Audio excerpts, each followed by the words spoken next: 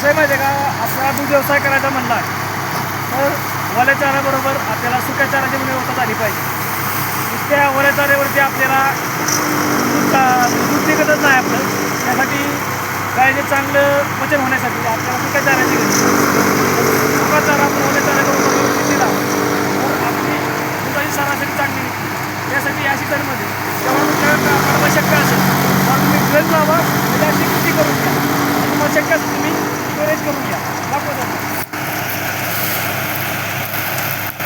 तर आता आपल्याला एका चांगल्या दूध उत्पादक शेतकऱ्यांनी चांगली अशी माहिती दिलेली आहे. तर सुका चाऱ्याचा फायदा असं की दुधाची तुमची फॅट एसएनएफ गुरांच्या शरीरातील प्रोटीन सिंथेसिस हे चांगल्या प्रमाणात होते आणि ती झाल्यावर ज्या तत्वांची शरीराला गरज आहे त्याचं चांगलं पचन होऊन ते वेस्ट न जाता गुरांच्या दुधात त्याचा गुणवत्ता वाढत राहते. प्लस तुमच्या जनावरांची तब्येत पण मेंटेन राहते.